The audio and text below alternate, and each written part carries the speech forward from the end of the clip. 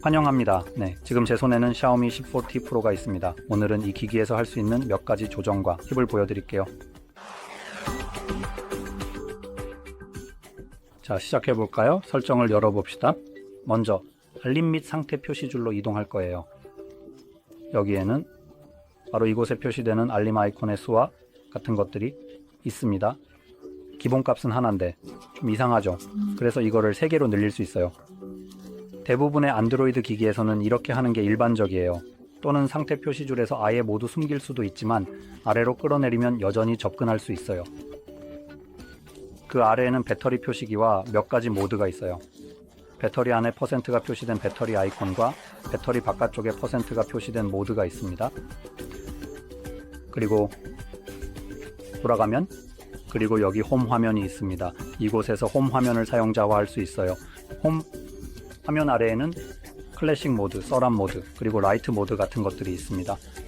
이 두 가지는 설정 과정 내내 표시됩니다. 기본적으로 변경하지 않았다면 아마 클래식 모드가 설정되어 있을 거예요. 그래서 일반적인 안드로이드 경험을 원하신다면 아마 서랍 모드를 원하실 거예요. 이 모드는 아래에서 애플리케이션을 끌어올리면 모든 애플리케이션이 있는 전체 서랍이 나타납니다. 만약 당신이 노인이라면 기능이 관심을 끌 거예요. 라이트 모드는 아이콘을 더 크게 만들어주고 화면에 표시되는 아이콘의 수를 줄여주지만 좀 더 접근하기 쉽게 만들어줍니다. 그래서 하나의 사항입니다. 홈 화면으로 조금 더 돌아가면 레이아웃도 있어야 해요. 혹시 찾지 못하면 여기서 찾아보세요. 좋아요, 됐습니다. 빈 공간에서 홈 화면을 길게 눌러서 설정을 선택하면 접근할 수 있어요. 여기 홈 화면 레이아웃이 있습니다. 그리고 더 많은 애플리케이션을 추가할 수 있어요. 그건 실행할 필요가 없어요. 됐습니다. 홈 화면을 잠글 수도 있고 설치되지 않은 앱에 셀을 채울 수도 있어요. 그런데 그게 어떻게 작동할지는 잘 모르겠어요. 나는 선택할게요. 완료. 여기에서 위젯을 추가할 옵션도 있어요. 네트워크가 없어서 다른 이유로 아예 표시되지 않을 거예요. 안드로이드 위젯을 한번 사용해보죠. 이렇게 됐네요. 여기에는 기본적으로 장치에 이미 포함되어 있는 안드로이드 위젯들이 있습니다. 그래서 그중 일부를 활용하고 싶다면 그냥 넣거나 넣지 않으면 됩니다. 다시 말하지만 여기에는 더 많은 문제가 있어요. 이상한 이유로. 여기 공간이 충분하지 않은 것 같아요. 어쨌든 저는 여기서 멈추겠습니다. 홈 화면 섹션으로 돌아가서 아래로 스크롤하면 여기 시스템 내비게이션이 있습니다.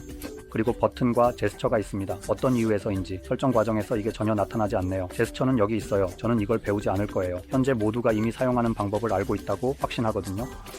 그리고 버튼을 제거하고 발을 멈추는 걸 볼 수 있어요. 또한 우리는 들어갈 수 있어야 한다고 생각해요. 네, 이렇게 됐네요. 그래서 이제 화면 표시기를 숨기세요. 이제 아래쪽에 있는 이 발을 볼 수 있어요. 그것도 없앨 수 있어요.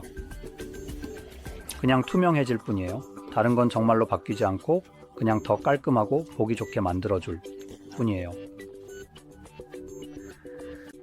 이제 메인 설정 페이지로 돌아가서 아래로 스크롤하면 디스플레이와 밝기 설정이 있습니다. 여기에서 라이트 모드와 다크 모드가 있습니다. 그중 하나를 선택할 수 있습니다. 다시 말해 이 설정은 설치 과정에서 어떤 이유로 나타나지 않는 것 같습니다. 제가 기억하기로는 그렇습니다. 그래서 여기서 바로 변경할 수 있습니다. 또한 다크 모드 옵션이 있어 해가 지는 시간부터 해가 뜨는 시간까지 또는 사용자 지정 타이머에 따라 라이트 모드에서 다크 모드로 전환할 수 있습니다. 또한 특정 애플리케이션을 선택할 수 있습니다. 이것에 영향을 받습니다. 이제 디스플레이와 밝기 설정에서 조금 더 아래로 가면 색상 조합이 있습니다. 여기서는 디스플레이가 얼마나 생동감 있고 다채로운지를 설정할 수 있습니다. 기본적으로 원본 색상 프로로 설정되어 있지만 비비드 색상과 고급 설정도 있습니다. 더 선호하는 것을 선택할 수 있습니다. 솔직히 저는 원본 색상이 가장 마음에 들어서 그걸 고수할 거예요. 사실 이건 좀 놀랍습니다. 왜냐하면 대부분의 경우 기본 옵션이 가장 채도가 높고 비현실적인 경우가 많기 때문입니다. 여기서 샤오미는 가장 자연스럽고 현실적으로 보이는 일반 모드를 유지하고 있는 것 같습니다. 꽤 괜찮네요. 이제 조금 더 아래로 가면 새로 고침 빈도 설정이 있습니다. 기본값으로 설정되어 있고 사용자 지정 옵션도 있습니다. 다른 기기들과는 다르게 여기는 좀 이상해요. 기본적으로 최대 144Hz로 작동하지만 그 수치를 낮춥니다.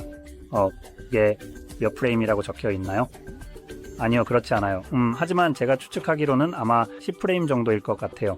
제가 맞다면요. 그래서 배터리 수명을 유지하기 위해 그 프레임을 꽤 낮춰야 할 것입니다. 아무 일도 일어나지 않을 때 불행히도 화면에서는 무언가가 일어나고 있습니다.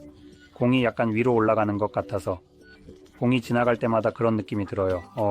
디스플레이는 144Hz로 작동하고 아무것도 움직이지 않을 때는 아마 60프레임이나 10프레임으로 전환됩니다. 잘 모르겠어요. 아무것도 움직이지 않을 때는 새로 고침 빈도를 확인하기가 좀 어려워요. 예를 들어 여기서는 아무것도 움직이지 않겠죠. 그래서 배터리 수명을 유지하기 위해 프레임 속도를 낮추고 있습니다. 하지만 제가 위아래로 스와이프를 시작하는 순간 자동으로 144로 전환되어 부드러운 움직임을 제공합니다. 그리고 추가로 높은 세로 고침 빈도와 낮은 세로 고침 빈도 사이에 큰 차이를 느끼지 못한다면 그건 사용자 지정으로 들어가야 할 거예요. 예를 들어 10으로 설정해보고 그 느낌을 확인한 다음에 40으로 전환해서 어떤 것이 더 마음에 드는지 확인해보세요. 그리고 만약 그 두 가지 사이에 큰 차이를 느끼지 못한다면 아마 60으로 유지하는 게 좋을 것 같아요. 이게 배터리 수명에 더 좋을 수 있으니까요. 그래서 개인적으로 차이를 느끼고 있어서 기본값을 유지할 생각이에요. 여기 마지막으로 AI 이미지 엔진이 있습니다. 그리고 여기에는 슈퍼 해상도 AI, HDR 형상이 있습니다. 그게 실제로 뭔지 잘 모르겠어요. 그래서 MEMC 이게 뭐냐면 있어요. 그래서 이건 프레임 보관과 비슷한 거예요. 그래서 추가 프레임을 더해 콘텐츠가 더 부드럽게 보이게 합니다. 이것은 좋아요. 예를 들어 게임에 영향을 미친다면 기능이 그렇고 영화의 경우를 예로 들면 이게 약간 드라마 같은 느낌을 줄 수 있어요. 그렇게 되면 모든 것이 너무 부드럽게 보일 거예요. 게다가 사용될 때마다 배터리 수명도 줄어들어요. 왜냐하면 그 안에 있는 프로세서를 사용하고 있기 때문이죠. 조금 더 추가 프레임을 제공하기 위해서인데 분명히 흥미로운 점이 있을 수 있어요. 만약 마음에 드신다면 확인해 보시는 것도 좋을 것 같아요. 저는 개인적으로 추가 프레임이 마음에 들어요. 왜냐하면 전반적으로 모든 것이 더 보기 좋게 보이거든요. 영화에 대해서는 최선의 선택이 아니에요. 왜냐하면 영화는 예를 들어 24프레임으로 제작되었기 때문이죠. 그리고 프레임을 더 많이 주면 보통은 그냥 매우 안 좋아 보이게 됩니다. 그리고 특정 경우에는 이 점에 대해 좀 더 자세히 설명하자면 영화가 더 높은 프레임 속도로 재생되면 낮은 재생 주파수가 숨기고 있던 것들이 보이기 시작해요. 그래서 그냥 정말 CGI처럼 보이기 시작해요. 이건 마블 영화에서 특히 두드러지죠. 높은 재생 주파수에서는 그렇게 좋게 보이지 않아요. 그리고 일반적으로 CGI가 들어간 어떤 것이든지 간에 좀 더 눈에 띄기 시작해요. 디자인된 프레임 속도에서보다 훨씬 가짜처럼 보입니다. 어떻게?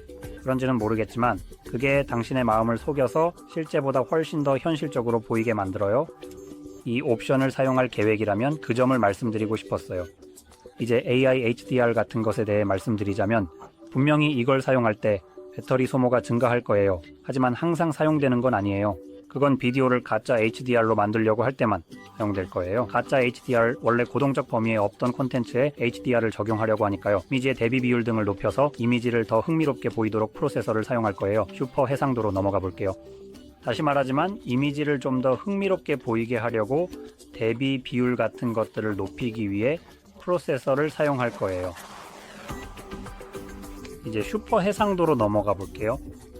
이건 또 다른 흥미로운 옵션으로 이미지에 더 많은 픽셀을 추가하여 해상도를 높이려고 합니다. 그리고 그들 사이의 픽셀이 무엇일지를 알아내려고 하는 거예요. 그래서 제가 말했듯이 예를 들어 배경에 나무 같은 게 있다면 단일 가지는 단지 하나의 픽셀 선일 수 있어요.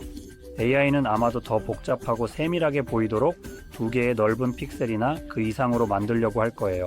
다시 말하지만 이건 당신의 전화 배터리를 더 많이 사용할 거예요. 이건 성공할 수도 있고 실패할 수도 있어요. 가끔 아티팩트가 생기기도 해요. 그래서 만약 당신이 이미지에서 세부 사항을 조금 더 잘 볼 수 있어요.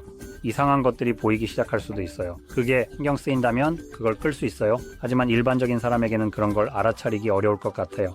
어쨌든 그렇게 말씀드리고 싶었던 것은 이 정보가 매우 유용하셨기를 바래요. 도움이 되셨다면 좋아요와 구독 버튼을 눌러주는 거 잊지 마세요. 시청해주셔서 감사합니다.